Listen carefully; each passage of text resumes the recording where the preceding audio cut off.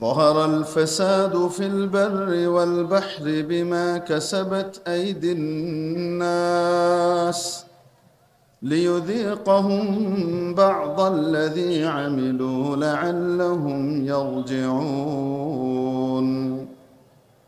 وعن أبي هريرة رضي الله تعالى عنه قال: قال رسول الله صلى الله عليه وسلم: إذا اتخذ الفيء دولا والأمانة مغنما والزكاة مغرما وتعلم لغير الدين وأطاع الرجل امرأته وعق أمه وأدنى صديقه وأقصى أباه وظهرت الأصوات في المساجد وساد القبيلة فاسقهم وكان زعيم القوم أرذلهم وأكرم الرجل مخافة شره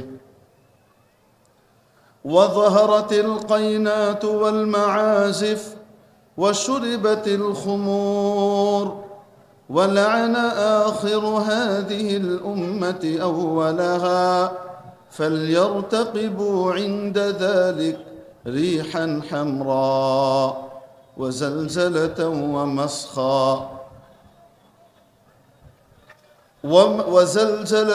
ومسخا وقذفا وآيات تتابع كنظام بال قطع سلكه فتتابع أو كما قال عليه الصلاة والسلام.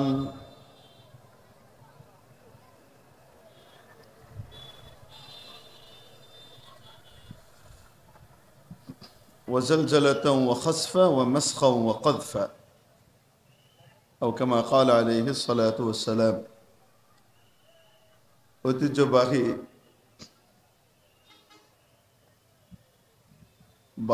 Bahadurpur Bheramara Kushtia Bahadurpur high school মাঠ প্রাঙ্গণে আয়োজিত আজকের এই ঐতিহাসিক তাফসিরুল কোরআন মাহফিলের সম্মানিত সভাপতি মহোদয়, উপস্থিত ওয়াজিবুল ইহতারাম হাদারাতে উলামায়ে কেরাম, আজিজ তালাবা, ধর্মপ্রাণ ধর্মভীরু সর্বস্তরের তাওহীদি জনতা, পর্দার আড়ালের পরম শ্রদ্ধেয়া মা ও বোনেরা, আপনাদের সামনে মহাগ্রন্থ আল কোরআনুল কারীমের 21তম পারার অন্যতম সূরা সূরাতুর রূমের 41 নম্বর আয়াতখানি তিলাওয়াত করা হয়েছে। পাশাপাশি শফিউল মুযনিবিন, রাহমাতুল লিল আলামিন, ইমামুল আম্বিয়া ওয়াল মুরসালিন, খাতামুন নবিয়্যিন হযরতে আহমদ মুজতবা মুহাম্মদ মুস্তাফা সাল্লাল্লাহু আলাইহি ওয়াসাল্লামের লাখো আহাদিসে মুবারাকার মধ্য থেকে একখানা হাদিস শরীফ পাঠ করা হয়েছে। প্রিয় উপস্থিতি, আজকে গোটা বাংলাদেশ ভয়ঙ্কর রকমের তাপমাত্রার ভেতর দিয়ে যাচ্ছে। প্রচণ্ড দাবদাহ গোটা দেশবাসীকে নাকাল করে রেখেছে। প্রাকৃতিক এই সমস্ত বিপর্যয় যেগুলো আমাদের সামনে আসে, বন্যা, অতিবৃষ্টি, অনাবৃষ্টি, তীব্র গরম, লু হাওয়া, এখন দুপুর বেলায় লু হাওয়ার মতো এমন হাওয়া চলে মনে হয় যেন চামড়া জ্বলে যাচ্ছে, হয় কি হয় না, এমন চলছে। এমনিভাবে ভূমিধস, নদী ভাঙ্গন, বিভিন্ন রকমের যে প্রাকৃতিক দুর্যোগগুলো আমাদের সামনে আসে, এগুলো পৃথিবীর আবহাওয়াবিদরা এগুলোর কারণ এক একটা বলেন। ভূমিকম্প কেন হলো? ভূগর্ভে যে প্লেট আছে সেই প্লেট সরে গেছে, তাই তীব্র কম্পন হয়েছে, ভেতরে ধস হয়েছে, এর কারণে তীব্র কম্পন হলো। প্রশ্ন যদি করা হয় প্লেটটা সরল কিভাবে, ওইটা এমনি, মানে উত্তর নাই।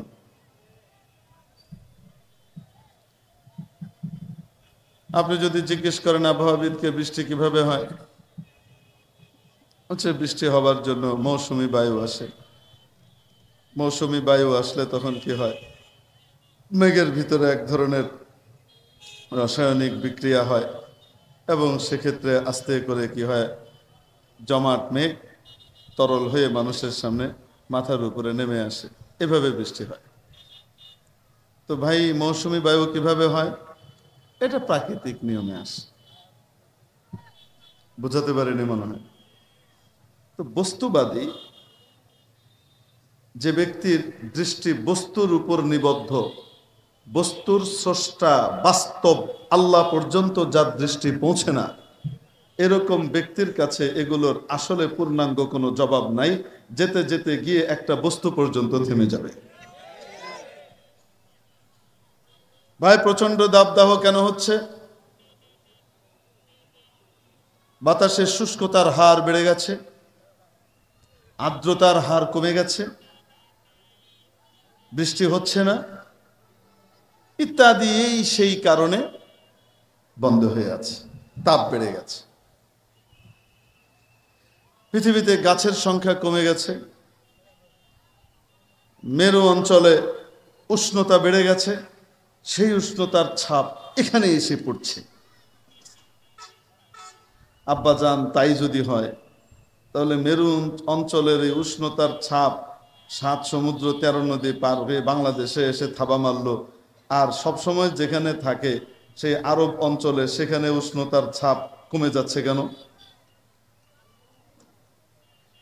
ওখানে 27 ডিগ্রি 26 ডিগ্রি সেলসিয়াস তাপমাত্রা, আর আমাদের এখানে 42-43।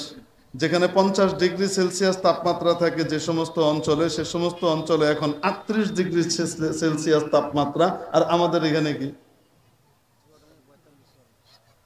45-44 চলছে কোনো কোনো এলাকায়। কেন হচ্ছে রে বাবা?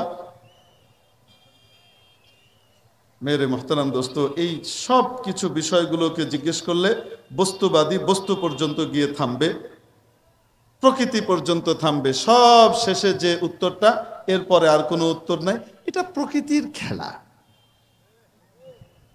সর্বশেষ যে উত্তর সেটা কি? এটা প্রকৃতির খেলা, প্রাকৃতিক নিয়মে হচ্ছে।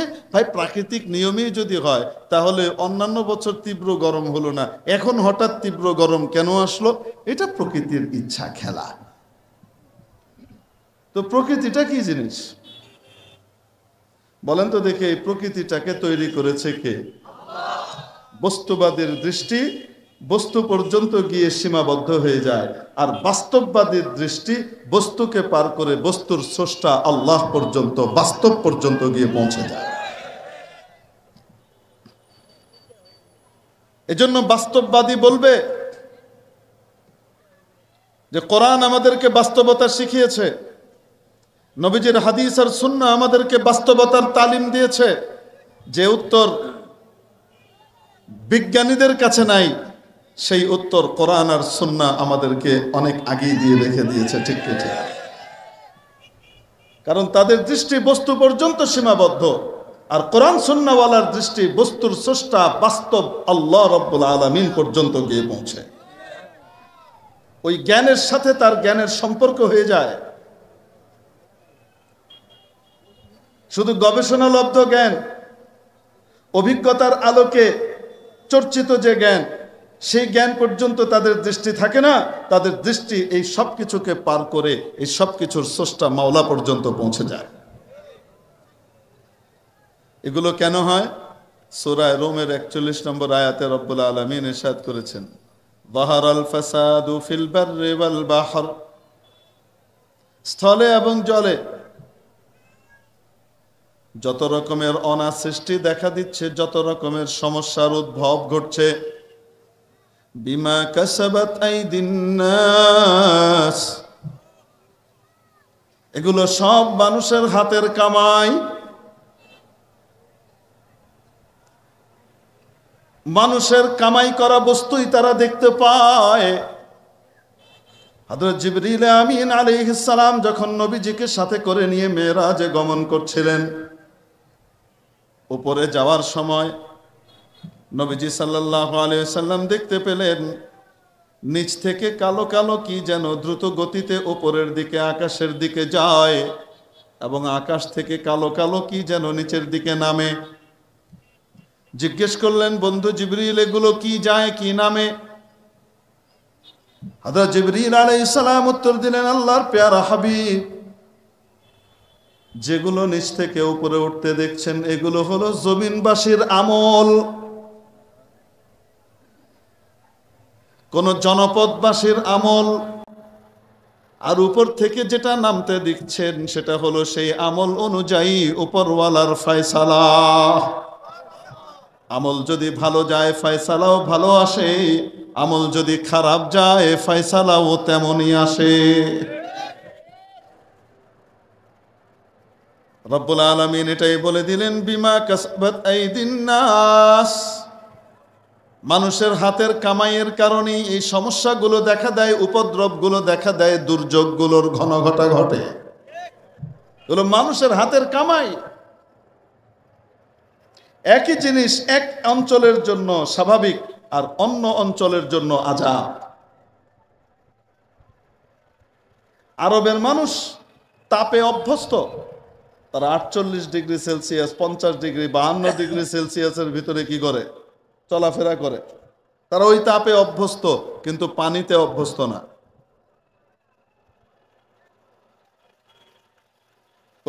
ওদের দেশ নদীমাতৃক দেশ না। ঘরে ঘরে আশেপাশে জলাশয়, খাল, বিল। ছেলেপেলেরা ছোট অবস্থায়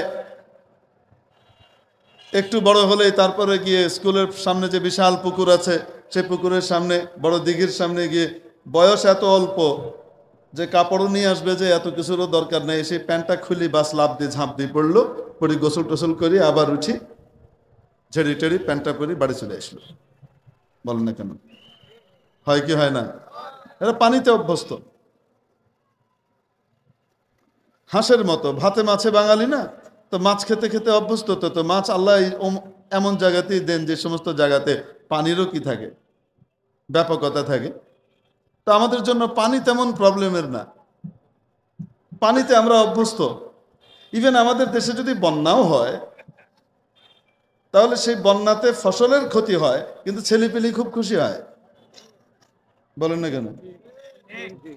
ছেলেপিলি খুশি হয় না? ওরে বাপরে বাপ, তাদের কত আনন্দ। রিক্সাওয়ালাকে বলবে রাস্তা দিয়ে একটা জায়গাতে পানি আছে আর একটা জায়গায় পানি নেই, একটু উঁচু নিচু আছে। তো রিক্সাওয়ালা চেষ্টা করে যে একটু উঁচু জায়গা দিয়ে চলে যায়। তো ছেলেপিলি বলবে পানি দিয়ে যান, পানি দিয়ে যান। ওই চাকাতে পানি ছিটবে, ওইটা দেখবে। বুঝেননি মনে হয়? পানিতে তার আনন্দ।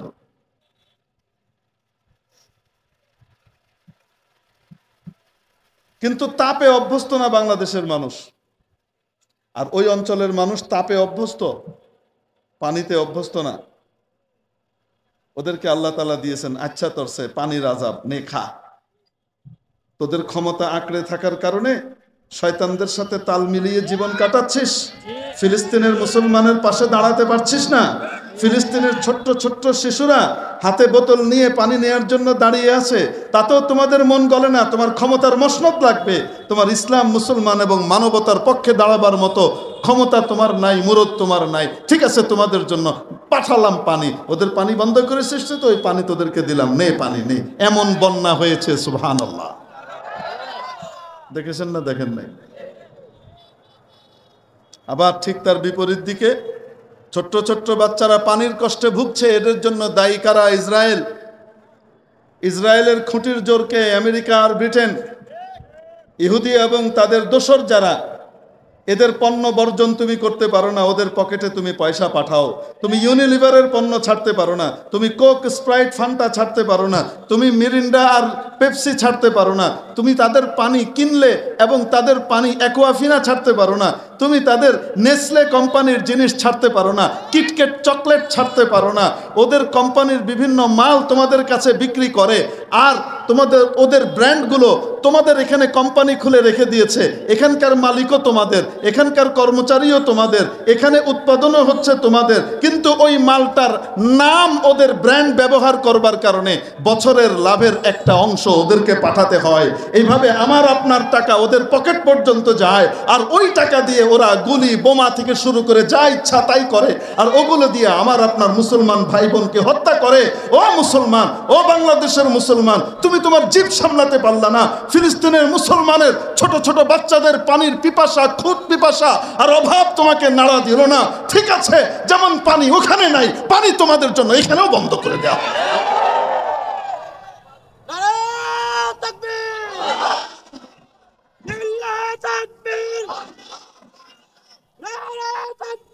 মেরে মুহতারাম দোস্ত, আজিজ ও বুজুর্গ, এগুলো হলো আমাদের পাপের হাতের কামাই। আমরা যে পাপ অর্জন করছি, সেই পাপের ব্যাপারে আমাদের খবরও নাই যে আমরা পাপ করছি। কোন পাপ করি আর কোন পাপের কারণে আল্লাহকে আমরা অসন্তুষ্ট করি আমাদের খবরও নাই। হাদিস শরীফের ভিতরে যে হাদিসখানা আমি আপনাদের সামনে তেলাওয়াত পাঠ করেছি, এই হাদিসের ভিতরে রসুল পাক সাল্লাল্লাহু আলাইহি ওয়াসাল্লাম 13টা কারণ বর্ণনা করেছেন। অন্য রিওয়ায়াতে আরো 2টা আছে, 15টা। এই 13টা কারণ বর্ণনা করে নবীজি বলছেন, যখন এই বিষয়গুলো কোনো সমাজে দেখা দেবে, কোনো অঞ্চলে, কোনো জনপদে, কোনো দেশে, কোনো এলাকায় দেখা দিবে, তখন সে অঞ্চলের বাসিন্দারা, সে লোকজন, সে সমাজ, সে কওম, সে জাতি যেন অপেক্ষা করে। কিসের অপেক্ষা করে? রিহান হামরা, লাল বাতাসের অপেক্ষা করে যেন, লাল ঝড়ের অপেক্ষা করে যেন। এটার এক ব্যাখ্যা হলো তীব্র গরম হাওয়া, যেটা এখন আমাদের কাছে চলছে, তীব্র গরম হাওয়া, লু। আর এর আরেক ব্যাখ্যা হলো এত ভয়ঙ্কর ঝড়, এত ভয়ঙ্কর ঝড় যে এই ঝড়ে বাতাসের এক লেয়ার আরেক লেয়ারের সাথে ঘর্ষণের কারণে আগুন জ্বলে।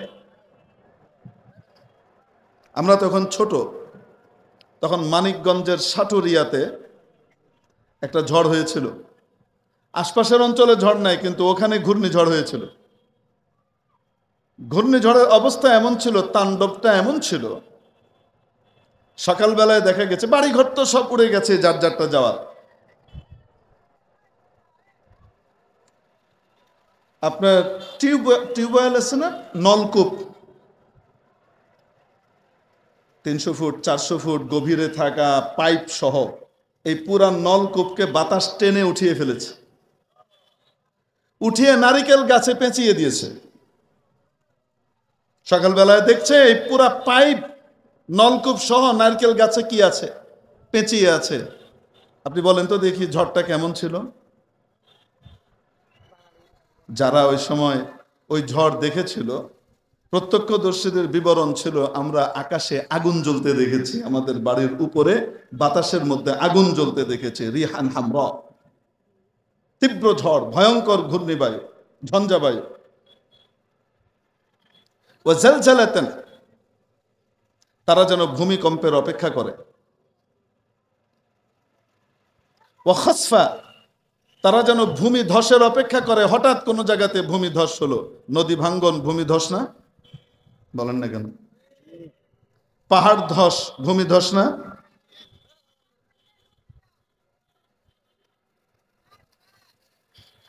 ওয়া মাসখা,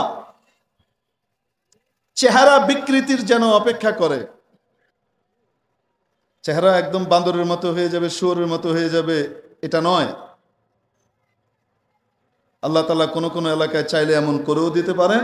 এটার আরেক ব্যাখ্যা মুহাদ্দিসিন ইকরাম লিখেছেন যে এটার অর্থ হলো এই যে তার চেহারার লাবণ্য, নূরানিয়ত সরিয়ে নেওয়া হবে, তার চেহারার মধ্যে যে মায়ার ভাব আছে সেই ভাবটা আল্লাহ উঠিয়ে নেবে। ওয়াকাতফা, আকাশ থেকে যেন প্রস্তর বৃষ্টির অপেক্ষা করে। পাথরের বৃষ্টি যেমন পাথরের আকারে নামে, পাথরের বৃষ্টি শিলা বৃষ্টির আকারেও নামে। আজ থেকে 40 বছর আগে কেউ এত বড় শিল পড়তে দেখে নাই। দেখেছে? বলেন না কেন? এই মাত্র 5-6 বছর আগে একবার হলো বৃষ্টি। আমরা নিউ মার্কেটে গিয়েছিলাম এরপর দিন ঘুরতে, জিনিস কিনতে ঢাকাতে। তো যে দেখি ওখানে যে টিনগুলো আছে সব ছিদ্র, এরকম ছিদ্র। আমি বললাম টিনগুলা ছিদ্র কেন? বললো হুজুর এই যে পরশুদিন শিলা বৃষ্টি হয়েছে, যে এত প্রচন্ড শিলা বৃষ্টি ছিল, পুরো টিন ভেদ করে কি করেছে, ভিতরে ঢুকে গেছে। আপনার কাছে কি মনে হয় এটা সাধারণ শিল না আযাব? আযাব। এরকম শিলা বৃষ্টি হলে ফসল থাকবে? সব শেষ। আমটাম তো বহুত পরের কথা। ওয়াকাযফা, তারপরে আল্লাহ নবী সাল্লাল্লাহু আলাইহি সাল্লাম বলেন এগুলা তো স্যাম্পল হিসেবে বললাম, ওয়া আয়াত, তারা যেন আরো অনেক বহু প্রকারের আযাবের অপেক্ষা করে, যেগুলো আমি বললাম না, এতটুকু বলে বলে দিলাম ইটসেট্রা ইত্যাদি।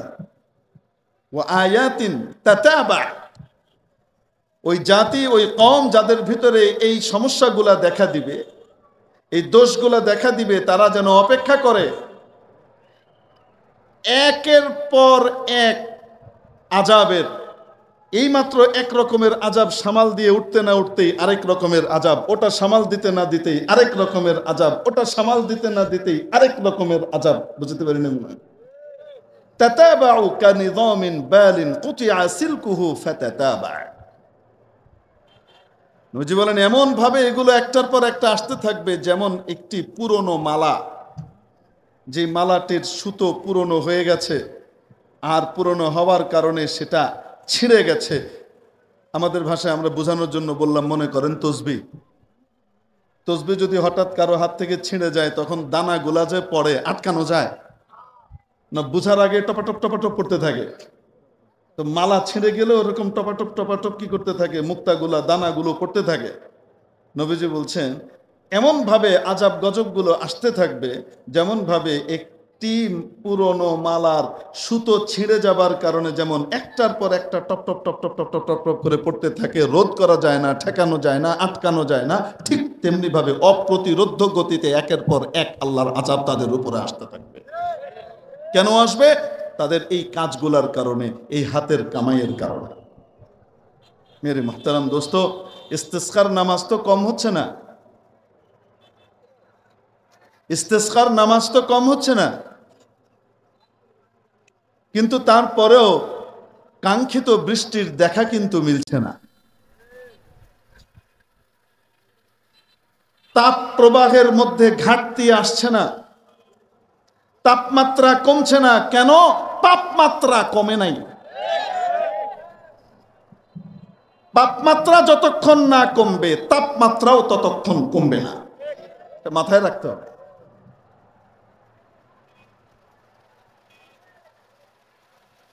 মেরে মুহতারাম দোস্ত, যখন কোনো ব্যক্তি ব্যক্তিগত পর্যায়ে গুনাহ করে, তখন তার জন্য সাজাটা ব্যক্তিগত পর্যায়ে আসে। যখন গুনাহটা সামাজিক হয় এবং সমাজ সেটাকে মেনে নেয়, প্রমোট করে, তখন আযাবটা কিন্তু সামাজিকভাবে আসে। আর গুনাহ যখন রাষ্ট্রীয় পর্যায় থেকে হতে থাকে এবং আল্লাহর অবাধ্যতা রাষ্ট্রীয় পর্যায় থেকে প্রমোট করা হতে থাকে, অবাধ্যতাকে স্বীকৃতি দেয়া হতে থাকে, তখন আযাব কিন্তু রাষ্ট্রীয় পর্যায়ে আসে। অতএব এই রাষ্ট্রীয় পর্যায়ের আযাব ঠেকাবার জন্য ব্যক্তিগত তওবা আর সামাজিক তওবা যথেষ্ট নয়, তওবা রাষ্ট্রীয় পর্যায়ে হতে হবে।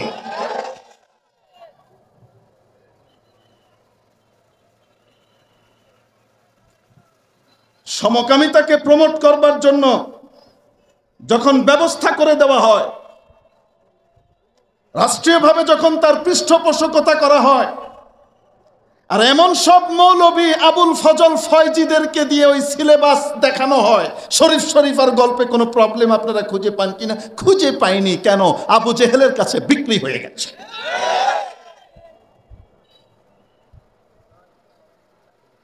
যে শিক্ষা বেপরদাকে প্রমোট করে, হারাম কাজকে প্রমোট করে, সমকামিতাকে প্রমোট করে এবং সুযোগ করে দেয়, রাস্তা করে দেয়, এরকম শিক্ষা ব্যবস্থা জাতীয় পর্যায়ে থাকা অবস্থায় রহমতের বৃষ্টি আসতে পারে না। ব্যক্তিগত তওবা, শুধু সামাজিক তওবা আর ইস্তেসকা দিয়ে বৃষ্টি আসবে না।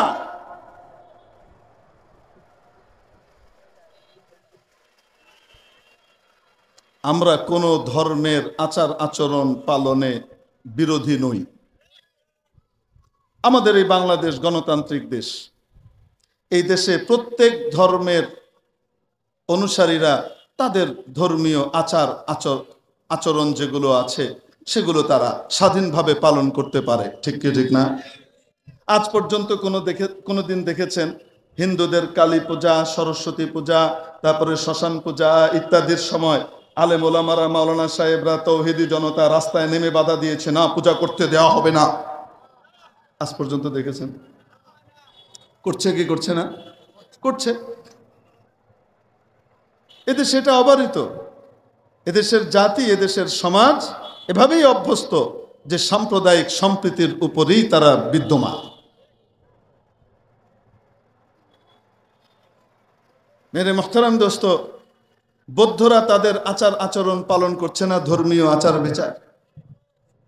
শিখরা পালন করছে না, বলেন না কেন?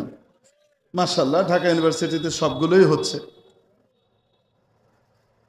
ঢাকা ইউনিভার্সিটিতে হোলি খেলা হলে, হিন্দুদের এই ধর্মীয় আচার আচরণ হলে সেখানে প্রশাসন, ঢাবি প্রশাসন বাধা দেয় না, সেখানে কোনো নিষেধাজ্ঞা জারি করে না। সেখানে শিখদের পূজা হলেও কোনো রকমের নিষেধাজ্ঞা জারি করে না। আমরাও বলি খুবই ভালো কথা, ঠিক কি ঠিক না? আমরাও জারি করতে বলি না। কিন্তু ইস্তেসকার জন্য যখন মুসলমান নামাজ পড়তে চায়, আল্লাহর কাছে পানি চাবার জন্য যখন অনুমতি চায়, তখন ঢাবি প্রশাসন বাধা দেয়। বোঝা গেল অপরাধ এবং আল্লাহর অবদ্ধতাকে রাষ্ট্রীয়করণ করা হয়েছে।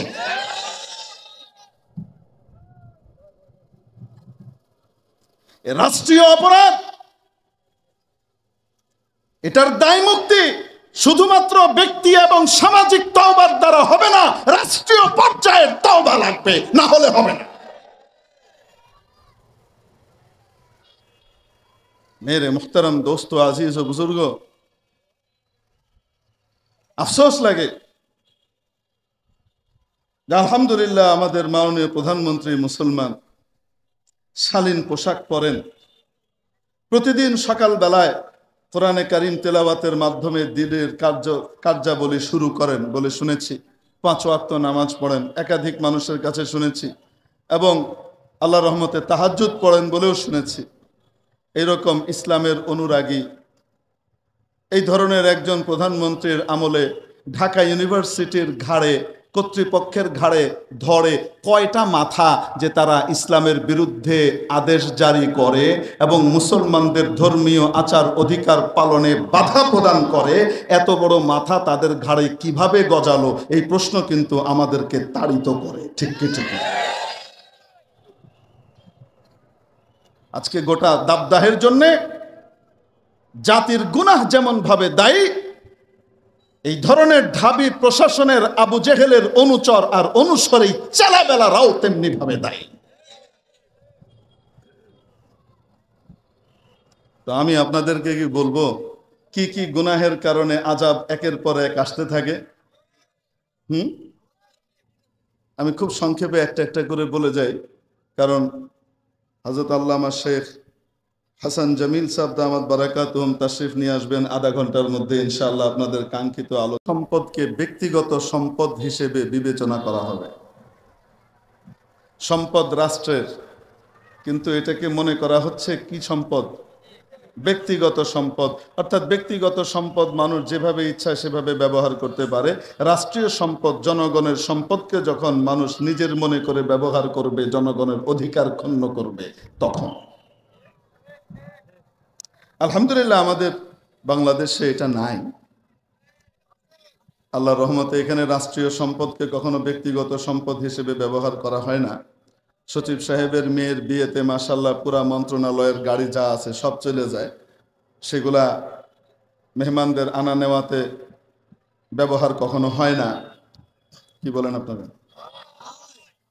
সচিব সাহেবের জন্য দুটো গাড়ি বরাদ্দ করা আছে, একটা অফিসে আসা যাওয়ার জন্য, কারো কারো জন্য আবার পরিবার এর দেখাশোনার জন্য গাড়ি আরেকটা দেওয়া হয়ে থাকে। এ তো অনুমোদিত, অর্থাৎ সেটা ব্যবহার হয়েছে, কোনো সমস্যা নাই। কিন্তু মন্ত্রণালয়ের অন্যান্য গাড়িগুলো এবং সেগুলোর তেলগুলো, এগুলো তো সচিব সাহেবকে অনুমতি দেওয়া হয়েছে রাষ্ট্রের পক্ষ থেকে। বলেন না কেন? নাকি রাষ্ট্রের জনগণের? তারা অনুমতি দিয়েছে তো ওনার বিয়েতে সব ওনার আত্মীয়ের বিয়েতে সব গাড়িগুলা দৌড়াদৌড়ি করবে? করে না তো। বর্তমান আমলে আল্লাহ রহমতে করে না, হয়তো অনেক আগে কোনোদিন হয়তো করেছিল।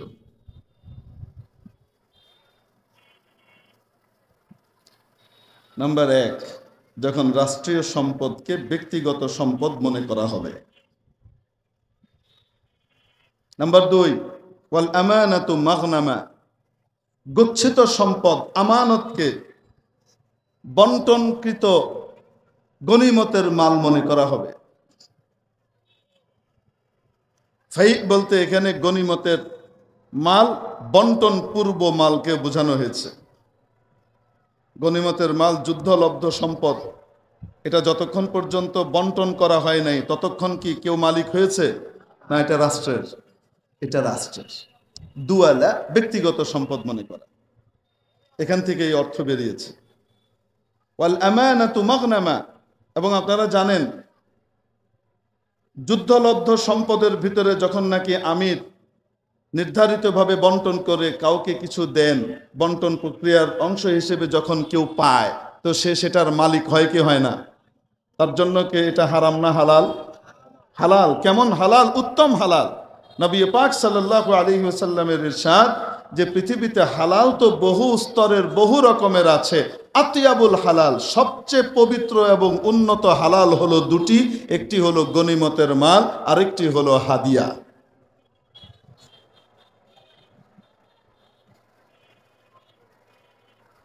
মাঝে মাঝে দেখি গুঁতো মারে কেউ কাউকে, হুজুর আপনারা তো হাদিয়া খেয়েই চলছেন, বলে কি বলে না?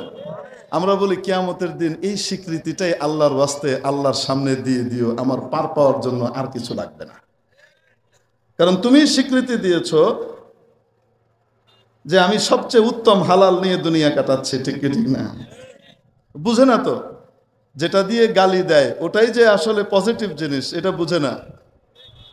আপনি বলেন তো দেখি, গাছের আগা খুব সুন্দর, গোড়া নষ্ট হয়ে গেছে, পচে গেছে, এই গাছ টিকবে কেন? এই গাছের মূল নষ্ট, ঠিক কি ঠিক না? মূল নাই, মৌল নাই, আসল নাই। যে মূল জিনিস ধরে থাকে তাকে বলে মৌলবাদী। বুঝাতে পারিনি মনে হয়। যে মূল ধরে থাকে সে তাকে কি বলে? আসতে বলেন। সব কিছুর মূলকে, আরে দুনিয়ার সকল সৃষ্টির উৎস এবং মূলকে, আরো আসতে বলেন।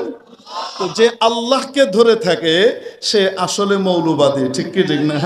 কিন্তু মৌলবাদী শব্দটাকে এই পজিটিভ অর্থে ব্যবহার করা হয় না, গালির শব্দ বানানো হয়েছে, ঠিক কি ঠিক না? আল্লাহ রাব্বুল আলামিন শত্রুর মুখ থেকে সাক্ষী দেওয়াচ্ছেন দুনিয়াতে, কিয়ামতের দিন এনে দাঁড় করিয়ে বলা হবে, বলেছিলা কি এরকম? জি জি বলেছিলাম তো মৌলবাদী, ওরা আসলেই মৌলবাদী ছিল। আচ্ছা ঠিক আছে, যেহেতু তোমরা মৌলবাদী আমার সাথে তোমাদের সম্পর্ক সোজা চলে যাও। আর যারা পরগাছাবাদী, আগাছাবাদী, তারা সেদিন দেখতে পাবা কত ধানে কত চাল। তো আল্লাহ তাআলা মাঝে মাঝে শত্রুর মুখ থেকে যাকে ভালোবাসেন তার জন্য পজিটিভ শব্দ বের করে দেন নেগেটিভ অর্থ দিয়ে, সে গালি মনে করে দেয়, আর এটাই তার জন্য আসলে আশীর্বাদ হয়, সাপে বর হয়। বুঝতে পারি নাই মনে হয়। তো গনিমতের মাল এটা কি হারাম না হালাল? বন্টনের পূর্বে কেউ যদি নেয় হালাল না হারাম? বন্টনের পরে যেটা পায় সেটা উত্তম হালাল, ঠিক কি ঠিক না? ওয়াল আমানাতু মাগনামা, আমানত মানে গচ্ছিত সম্পদ। গচ্ছিত বিষয়, গচ্ছিত বস্তু। আমরা মনে করি আমানত মানে মনে হয় শুধুমাত্র টাকা পয়সা, সোনা দানা, ধন সম্পদ, এগুলো গচ্ছিত রাখার নামই আমানত। আমরা তো এটাই মনে করি সাধারণত, ঠিক কিনা? এবং বলি যে আমানত এটা নষ্ট করা যাবে না, এটা যে রেখেছে তাকে আবার ফিরিয়ে দিতে হবে। আসতে বলেন, আমানতের হক আদায় করতে হবে। আল্লাহ রাব্বুল আলামিন কোরআনে কারীমে বলেন, ইন্নাল্লাহা ইয়া'মুরুকুম আন তুআদ্দুল আমানাতি ইলা আহলিহা। আল্লাহ রাব্বুল আলামিন তোমাদেরকে আদেশ করছেন যে তোমরা সব রকমের আমানতগুলোকে তাদের আহালের কাছে, প্রাপকের কাছে প্রত্যর্পণ করো। সব রকমের আমানত কি বুঝালো? হাদিস শরীফের ব্যাখ্যা হলো এই, হাদিস শরীফ এই আয়াতের ব্যাখ্যা করেছে, সাহাবায়ে কেরাম, তাবেঈন এই আয়াতের ব্যাখ্যা করেছেন। আমানত শুধু গচ্ছিত সম্পদের নাম নয়। টাকা পয়সা যেমন আমানত, ওস্তাদের কাছে ছাত্রও তেমন আমানত, শিক্ষকের কাছে ছাত্র ছাত্রীও তেমন আমানত, বাবা মার কাছে সন্তান সন্তানাদিও তেমন আমানত। কে দিয়েছেন? আল্লাহ দিয়েছেন। এমনি ভাবে ক্ষমতাসীনের কাছে গোটা জাতি আল্লাহর পক্ষ থেকে দেওয়া আমানত। এই আমানতের হক যদি আদায় না করে, নষ্ট করে, তো তাহলে কিয়ামতের দিন বহুত নামাজ রোজা হজ যাকাত নিয়েও ফেঁসে যাবে। আর দুনিয়াতে এই আমানতের যথেচ্ছ ব্যবহার করবার কারণে, এটাকে নিজের মন মাফিক ব্যবহার করবার কারণে এই যে আজাব গজবগুলোর কথা আছে সেগুলো একটার পর একটা আসতে থাকে কোন জাতির ভিতরে যখন সেটা দেখা দেয়। শিক্ষক, তার কাছে ছাত্রকে আমানত রাখা হয়েছে, বাবা মা আমানত রেখে গেছে, আমার বাচ্চাটাকে মানুষ বানিয়ে দেন। মানুষ বানাবার পরিবর্তে যদি অমানুষ বানায়, যা যা দরকার ঠিক অতটুকুই তার জন্য করে দেন, আছে না নাই? এনারা জাতির জন্য নিয়ামত।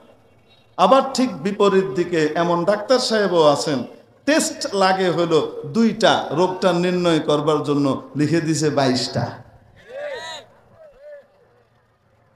কেন? আপনারা আমার চেয়ে ভালো জানেন। কি বলেন তো দেখি? উপর দিয়ে ভিজিট খায়, তল দিয়ে ফিটিং খায়। বুঝেন নাই মনে হয়?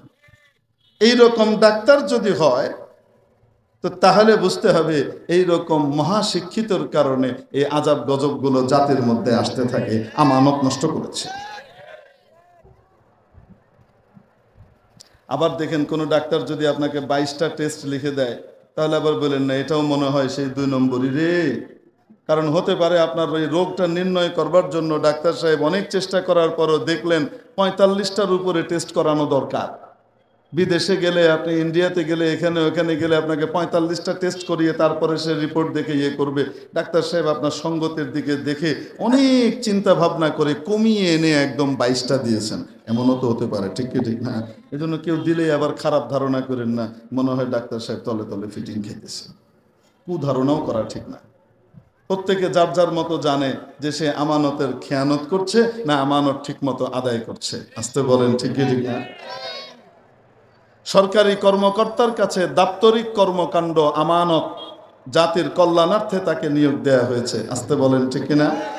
অফিসের সময় শুরু হয় 9টায়, শেষ হয় কয়টায়? 5টায়। স্যার আসেন 11টায়। তারপরে 2:30টার সময় উনি কোটটাকে চেয়ারের উপরে ঝুলাই দিয়ে চলে গেছেন।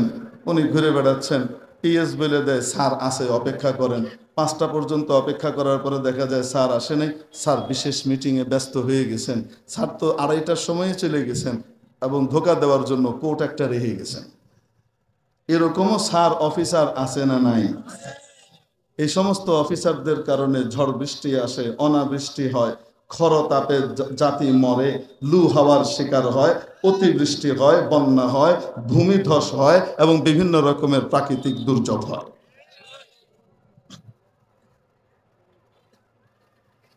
ঠিক তেমনি ভাবে জাতি ভোট দিয়ে কাউকে 5 বছরের জন্য বসিয়ে দেয়। ঠিক কি ঠিক না? ভোটের অধিকারটা কাদের? জনগণের। 5 বছর পরে যদি সেই সরকার ঠিকঠাক মতো আবার জাতিকে তার অধিকারটা তাকে আবার ফিরিয়ে দেয়, আমানত দিয়ে দেয়, এবার তুমি আবার মন মতো আমাকেই চাও আর যাকেই চাও তুমি আবার ঠিক মতো নির্বাচিত করো, তাহলে এই সরকারের কারণে রহমত আসবে, বরকত আসবে। আর যদি টাল্টি বাল্টি করে অধিকারটা তার কাছে না দিয়ে সিস্টেম করা হয়, তাহলে মনে রাখতে হবে এর কারণেও আযাব গজব এবং প্রাকৃতিক দুর্যোগ আসবেই আসবে, ঠেকানো যাবে। আরে আমাদের বাংলাদেশের আল্লাহর রহমত এরকম না। আলহামদুলিল্লাহ, শুকরিয়া আদায় করেন আলহামদুলিল্লাহ। যে কোনো অবস্থায় হার হালতে আলহামদুলিল্লাহ পড়তে হয়, আল্লাহ খুশি হন। বান্দা যে কোনো পরিস্থিতিতে আমার ফয়সালার উপরে খুশি। ওয়াল আমানাতু মাগনামা, আমানতকে গনিমতের মাল মনে করবে, একদম হালাল মনে করে গচ্ছিত সম্পদকে, গচ্ছিত দায়িত্বকে যাচ্ছে তাই ভাবে ব্যবহার করবে, এর কারণেও আযাব গজব আসবে। ওয়াজ যাকাতু মাগরামা, ধন সম্পদ দান করার মালিককে রব্বুল আলামিন, যাকে চান ধনী বানান, যাকে চান গরিব বানান, যাকে চান আমির বানান, যাকে চান ফকির বানান, ঠিক না? ধনীকে ধন দেবার পরে শুধু তাকে খাবার জন্য দেন নাই, তাকে দিয়ে রেখেছেন, ও আমার বান্দা, ও আমার বান্দি, তোমাকে ধনী বানিয়েছি, তুমি আমাকে এখান থেকে মাত্র 2.5% দাও। সরকারি ট্যাক্স তো 15%, 20% হয়, 10% হয়, 12% হয়, ঠিক কি ঠিক না? আল্লাহ রব্বুল আলামিন দিয়েছেন মাত্র কত পার্সেন্ট? 2.5%। নাম কাওয়াস্তে এত অল্প ট্যাক্স দুনিয়ার কেউই দেয় না। এই 2.5% এটা কি তার না গরিবের? গরিবের সেই হক ঠিক মতো যখন আদায় করা হবে না, বরং যাকাতকে জরিমানা মনে করা হবে। জরিমানা দিতে যেমন মানুষের অনীহা হয়, যাকাত দিতেও ঠিক তেমনি ভাবে তার অনীহা থাকবে। সে ঠিক মতো যাকাত আদায় করবে না, এই সমস্ত ধনকুবের বড় বড় মিল ফ্যাক্টরির মালিক আর শিল্পপতিদের কারণে গোটা দেশের মধ্যে আযাব গজব দুর্যোগের ঘনঘটা। ওয়াজ যাকাতু মাগরামা, আজকে যদি সমাজের ধনী শ্রেণী তাদের যাকাতকে আল্লাহ যে সমস্ত জায়গায় বলেছেন ঠিক সেইভাবে খুঁজে খুঁজে আদায় করত, ঠিকভাবে ডিস্ট্রিবিউট করত, আজকে সারা বাংলাদেশে একটা মানুষও না খেয়ে থাকতো না। এই জুলুম, এই অন্যকে বঞ্চিত করার কারণে আযাব গজবের ফয়সালা হয়, কারণ আল্লাহ জুলুম বরদাস্ত করতে পারেন না। ওয়াতুল্লিমা লিগাইরিদ্দিন, জ্ঞান অর্জন করা হবে, জ্ঞান শিখানো হবে, জ্ঞান অর্জন করা হবে, শিক্ষা করা হবে আল্লাহর দ্বীন বুলন্দ করা ছাড়া অন্য কোনো উদ্দেশ্যে। আল্লাহর দ্বীন সামনে থাকবে না। মেরে মুহতারাম দোস্ত, একজন ডাক্তার সাহেব তার ডাক্তারি দিয়ে জান্নাতের উঁচু মাকামে যেতে পারেন। একজন ইঞ্জিনিয়ার সাহেব তার ইঞ্জিনিয়ারিং বিদ্যা দিয়ে জান্নাতের উঁচু মাকামে যেতে পারেন, যদি নাকি তার শিক্ষার উদ্দেশ্য থাকে যে আমি শুধু দুনিয়া কামাবো না, আমি আমার শিক্ষা দিয়ে জাতির উন্নতি করব, আল্লাহর বান্দাদের খেদমত করব, কপালে আমার যা আল্লাহ লিখেছেন তা তো আসবেই, এবং আমার অর্জিত সম্পদ, আমার জানমালকে আমি দ্বীনের জন্য ব্যয় করব। ওয়াতুল্লিমা লিগাইরিদ্দিন, জ্ঞান অর্জন করা হবে, কিন্তু কোন উদ্দেশ্যে? দ্বীন বাদে অন্য কোন উদ্দেশ্যে। অর্থাৎ দ্বীনমুখী শিক্ষা মানুষকে দুনিয়া আখেরাতে মুক্তির পথ দেখায়, আর দ্বীন বিমুখ শিক্ষা মানুষের জন্য আযাব গজব দুর্যোগের ঘনঘটা ডেকে আনে।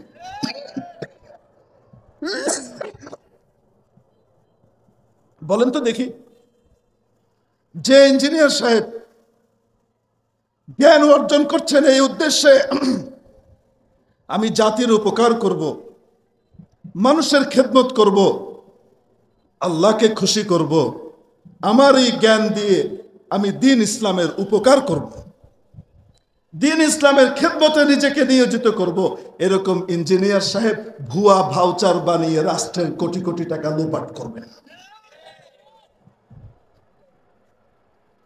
বুঝাতে পারি নাই? নষ্টটা কখন হয়?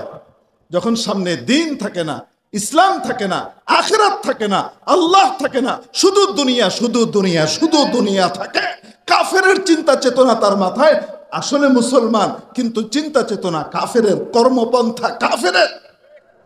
বস্তুবাদী চিন্তা নিয়ে যখন সে দৌড়াতে থাকে, তখন দেশের মধ্যে দুর্নীতির প্রাদুর্ভাব ঘটে, দুর্নীতিতে মানুষ বঞ্চিত হয়, জুলুমের শিকার হয়। জুলুম আল্লাহ বরদাস্ত করেন না, দুর্যোগ পাঠান।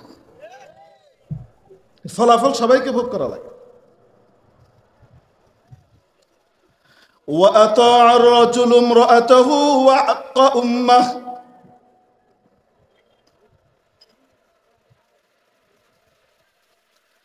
একজন ব্যক্তি তার স্ত্রীর আনুগত্য করে মাকে কষ্ট দিবে। যখন মানুষ তার স্ত্রীর আনুগত্য করবে আর মার নাফরমানি করবে, তখন এই দুর্যোগ দেখা দিবে।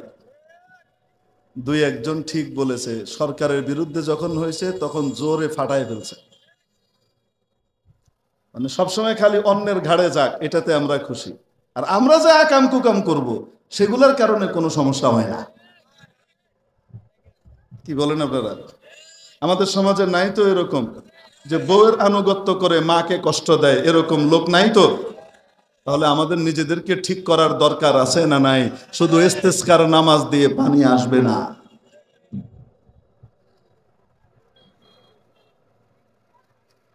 কর্মপন্থা যদি না বদলায়, কারণগুলো যদি বন্ধ না করি, তো তাহলে আজাব গজব তো আসবে, ঠেকানো যাবে না। তো শুধু দোয়া দিয়ে তো কাজ হবে না রে বাবা, দোয়াও লাগে, দাওয়াও লাগে।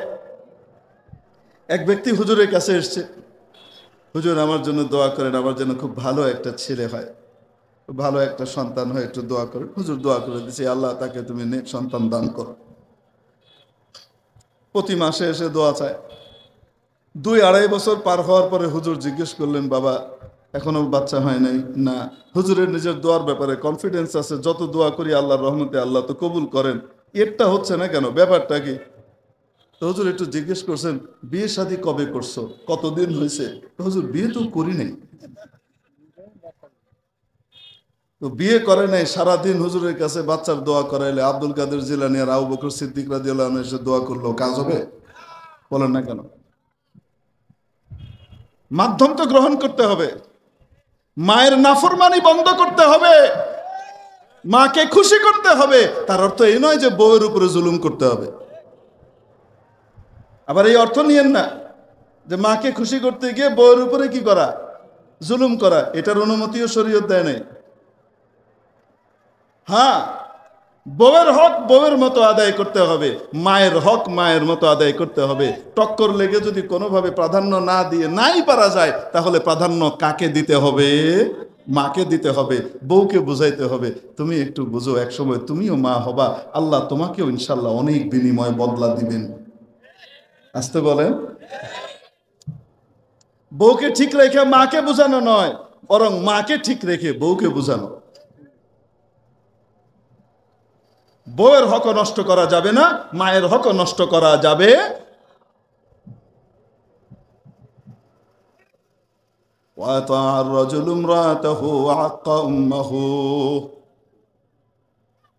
স্ত্রীর আনুগত্য করবে, মায়ের নাফরমানি করবে। ওয়াদনা সাদিকাহু ওয়া আকসা আবাহ, বন্ধু বান্ধবকে কাছে টানবে, বাবা জানকে দূরে সরাবে। বাবা জান বড় আশা নিয়ে ছোটবেলায়, অর্থাৎ বাচ্চাটা যখন ছোট ছিল, বাবা জান নাওয়া খাওয়া ঘুম টুম সব কিছু হারাম করে বাচ্চাটাকে তিলে তিলে বড় করবার জন্য কত রকমের খাটাখাটনি করে নিজের যৌবনকে বিলিয়ে দিয়েছেন। আশা ছিল বাচ্চাটা বড় হয়ে শিক্ষিত হয়ে আমার কষ্টগুলা দূর করবে, আমার কষ্টগুলা বুঝবে, আমার সাথে ভালোবাসার মহব্বত করবে।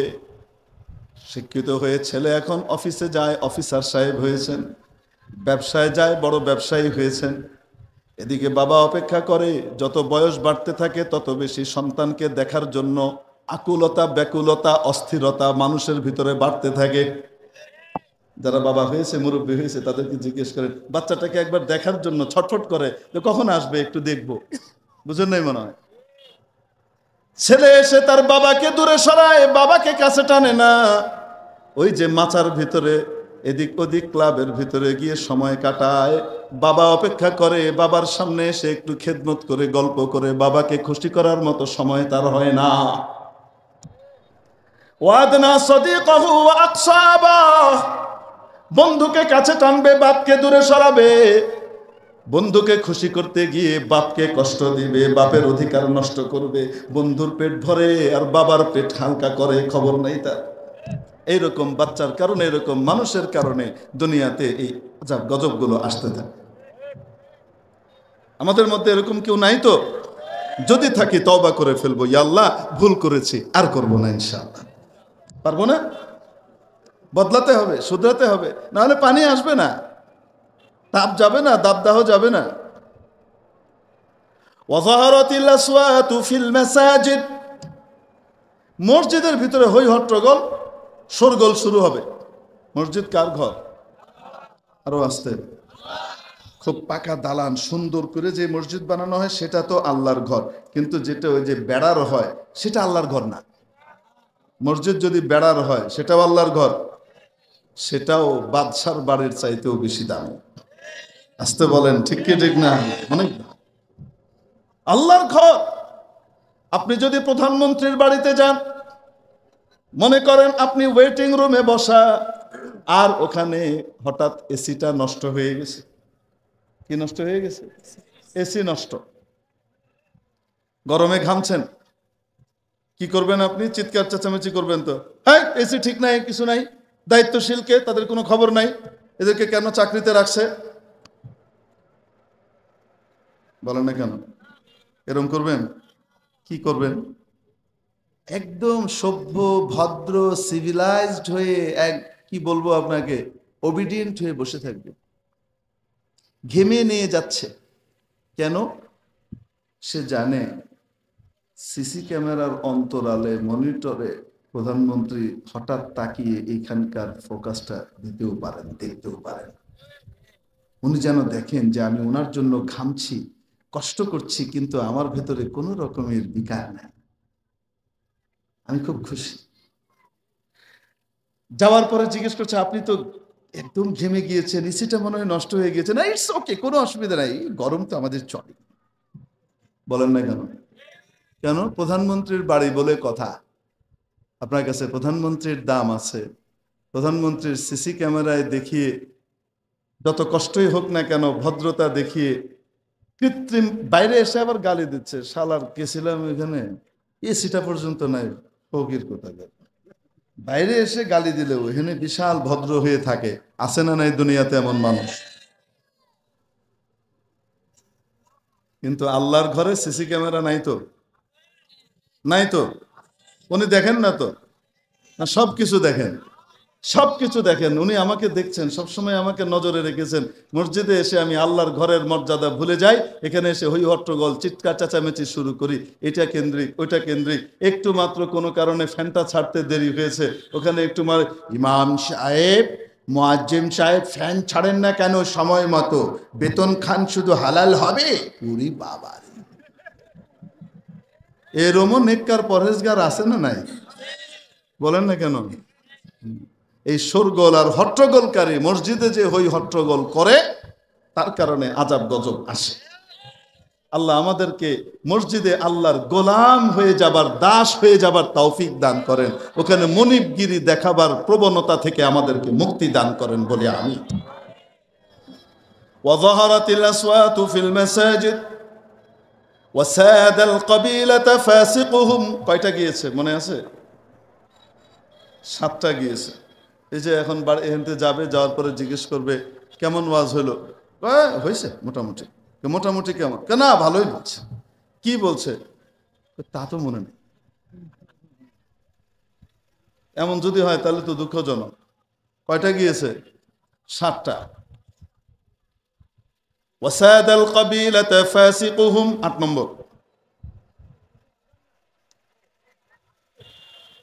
গোষ্ঠী, গোত্র, সমাজের নেতৃত্ব দিবে তাদের নেককার মানুষ না, ফাসিক, দুষ্ট এবং গুনাহগার মানুষটা।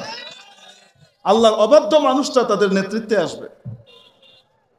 আল্লাহর রহমতে আমাদের এখানে তো এরকম নাই। ভোটের সময় তো আমরা দেখি সবাই টুপি টাপি পরে নামাজ টামাজ পড়া শুরু করে দেয় আল্লাহর রহমতে। দোয়া করি এই টুপিটা যেন আগামী নির্বাচন পর্যন্ত পরিপূর্ণ বহাল থাকে। এই পাঞ্জাবিটা এবং এই নামাজটা যেন আল্লাহ, যেহেতু ঘরে একবার নিয়ে এসেছেন আল্লাহর ঘরে, এটা যেন আল্লাহ পার্মানেন্ট করে দেন। দোয়া করতে পারি কি পারি না? শুধু মৌসুমী নামাজ এলে মুশকিল। وساد القبيلة فاسقهم وكان زعيم القوم أرذلهم। সমাজের নেতৃত্ব দিবে সমাজের নিকৃষ্টতম লোকটা কে? এক সময় ছিল হিরোইনচি, আরে ছিল হলো সামান্য টোকাই। টোকাই থেকে তারপরে এখান থেকে ওই নেতাদের, ছোট পাতি নেতাদের পুরিয়া এখান থেকে আদান প্রদান করছে। তারপরে কোন জায়গা থেকে আসে না আসে সেটার খবর পাইছে। তারপরে গিয়ে আস্তে আস্তে হেরোইনের ব্যবসা করে বড় টাকা পয়সা কামাইছে। তার কিছুদিন পরে মেম্বার সাহেব, তারপরে চেয়ারম্যান সাহেব, তারপরে এমপি সাহেব, তারপরে অনারেবল মিনিস্টার। দুনিয়াতে এরকম হয় না তো? আমাদের দেশে হয় না, উগান্ডায় হয়। আলহামদুলিল্লাহ আমাদের দেশে তো আল্লাহর রহমতে ভালো, এখন এত খারাপ হয়নি। ওয়াকানা যায়িমুল কওমি আরযালাহুম। সমাজের নিকৃষ্টতম লোকটা কি হয়ে যাবে? তাদের সর্বোৎকৃষ্ট আসনটাকে ধারণ করবে। লিল্লাহি তাকবীর। এই তাকবীর দিয়ে কি হযরতের দিল গলানো যাবে? লিল্লাহি তাকবীর। আল্লামা শেখ হাসান জামিল ইনশাআল্লাহ। শুকরান। হযরত এখনই বয়ান করবেন, আমি শেষ করে দিচ্ছি। وكان زعيم القوم أرذلهم وأكرم الرجل مخافة شره। কোন মানুষকে সম্মান করা হবে তার ক্ষতি থেকে বাঁচার জন্য, সম্মানিত হওয়ার কারণে নয়। মানে তাকে যদি সম্মান না করি, তাকে যদি সম্মান না দেখায়, সে আমার জমি লুটে নিয়ে যাবে, আমার দোকান ছিঁড়ে নিয়ে যাবে, আমার এটা করে দিবে, ওইটা ক্ষতি করবে, এটা ক্ষতি করবে। এরকম লোক দুনিয়াতে আছে না নাই?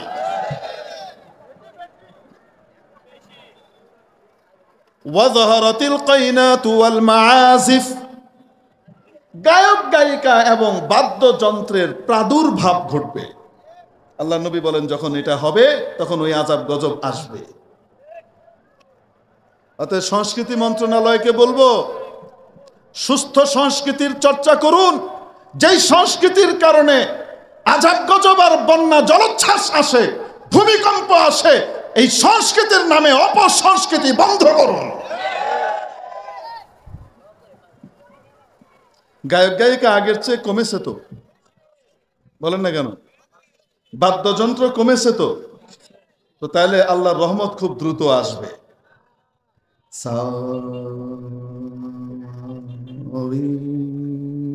ফজরের নামাজ নাই, তাহাজ্জুদের সময় ওইটা সারে গামা রেয়াজ দিচ্ছে। আরে আছে না না?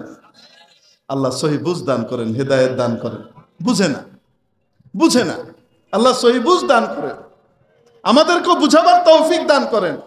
যার অঞ্চলে, যার আশপাশে, যার বাড়িতে, যার প্রতিবেশীর ভিতরে এই সমস্যা আছে, সে তাকে বুঝাবে, দিনদার বানাবে, আল্লাহওয়ালা বানাবে। তাহলে দেশের ভিতরে রহমত বরকতের জোয়ার বইবে, সুন্দর বাতাস আসবে। ইস্তেসকার নামাজ পড়া লাগবে না, নামাজ ছাড়াই আল্লাহর রহমত দিতে থাকবে। মেরে মুখতারাম দোস্ত, এই জন্য এটাই তো হচ্ছে না? কি বলেন আপনারা? বাদ্যযন্ত্র এবং গায়ক গায়িকা দিন দিন কমছে না বাড়ছে? মাশাআল্লাহ, মাশাআল্লাহ। ফুটপাতের গায়িকা এমপি হয়ে যায়।